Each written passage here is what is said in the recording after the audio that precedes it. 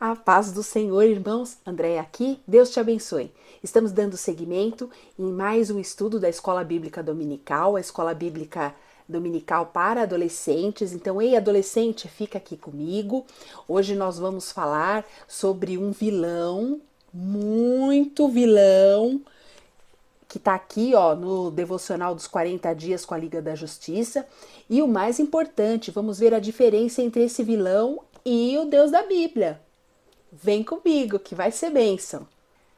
Bem, meu querido, minha querida, se você tem a revistinha aí com você, abra aí na lição 23. Se você não tem, nós vamos dar um contexto aqui, tá bem? Porque vai ser bem abençoador esse estudo. Na lição 23 da revista, o que nós temos aqui? Nós temos o Dark Side, tá? Nós vamos falar sobre algumas coisas desse vilão. Mas principalmente, nós temos um versículo-chave que começa a nossa meditação de hoje. Então, vamos lá. Esse versículo está lá em Romanos, no capítulo 16, no verso 20, que diz assim: em breve, o Deus de paz esmagará Satanás debaixo dos pés de vocês. A graça de nosso Senhor Jesus seja com vocês.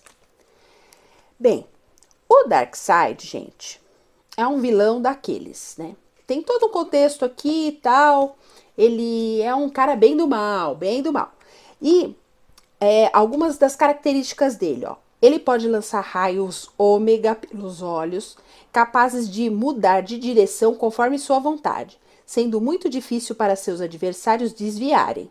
Além disso, esses raios, né, podem desintegrar, curar ou até mesmo ressuscitar seu alvo. Sua pele é rochosa e impenetrável, além de ser um excelente estrategista. Por estas razões, Darkseid é um dos maiores vilões de todo o universo DC, pois já enfrentou a Liga da Justiça inteira sozinho e só foi derrotado com a ajuda da tropa dos Lanternas Verdes. A sua jornada é encontrar a equação antivida, uma fórmula matemática que daria ao seu detentor o poder de controlar a vontade de qualquer ser vivo. Então, o Darkseid, ele quer poder. Então, vimos aqui que ele, por poder, ele quebra todas as regras, né? E nós vamos falar aqui, falando da palavra de Deus, né? A palavra de Deus, ela é repleta de normas e orientações que nós devemos seguir, que nós devemos obedecer, nós que somos seguidores de Jesus Cristo. E aí, nesse sentido, eu pergunto a você, qual que é a diferença do Deus da Bíblia pro Darkseid? Veja só, o Darkseid, ele é um sujeito que o que ele fez? Ele matou o irmão dele, houve uma série de destruição de mundos e tal, tá ali na revista. Mas o importante é saber que ele é um sujeito que, por poder, ele faz qualquer coisa. Então, o irmão dele queria ir em busca de um poder para trazer paz, ele matou o irmão e foi em busca desse poder para ter mais poder. Por quê? Porque o que ele quer é dominar a vontade das pessoas. Você viu que estava escrito aqui, ó, que ele quer encontrar essa tal de equação antivida, que tem o poder de controlar a vontade de qualquer ser vivo. Então, o Darkseid quer que as pessoas o sigam à força, cegamente. Bom, tá aí alguma diferença do nosso Deus, né? Mas vamos ver aqui quais são, assim, as razões por que eles são tão diferentes. O Deus da Bíblia e o tal do Darkseid.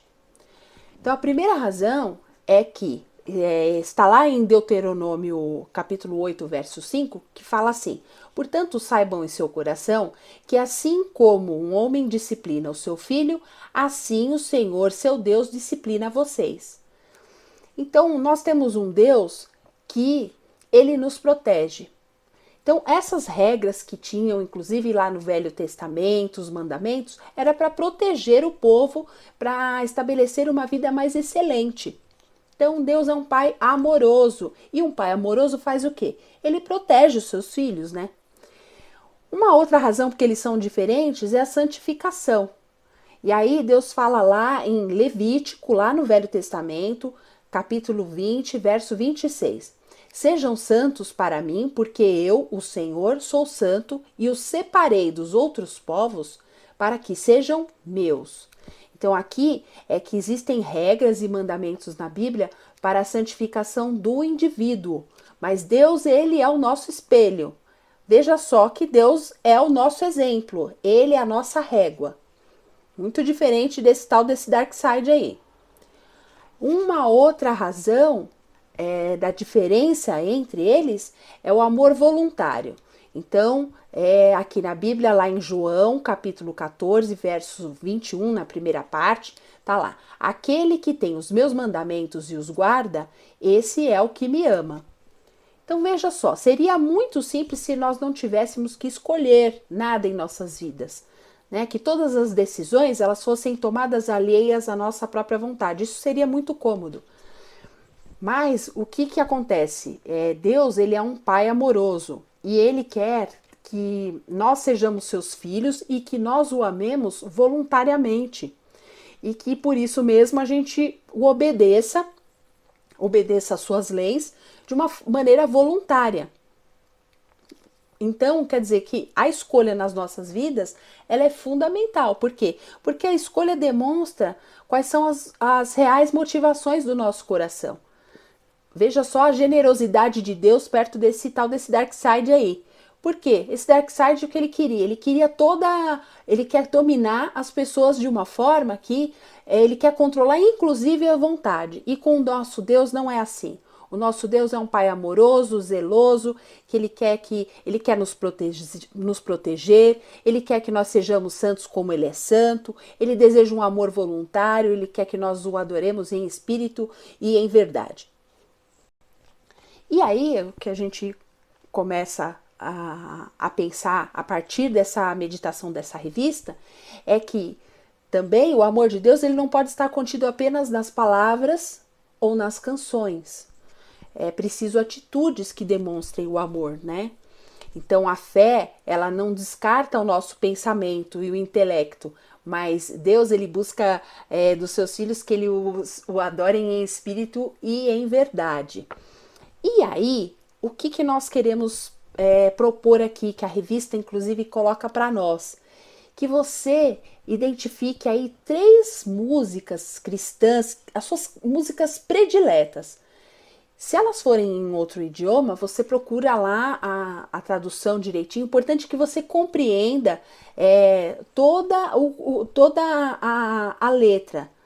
E aí, qual que é a nossa sugestão para você? É para você analisar essas letras e aí você pensa o que você pode fazer hoje para que essas letras elas sejam realidade na sua vida.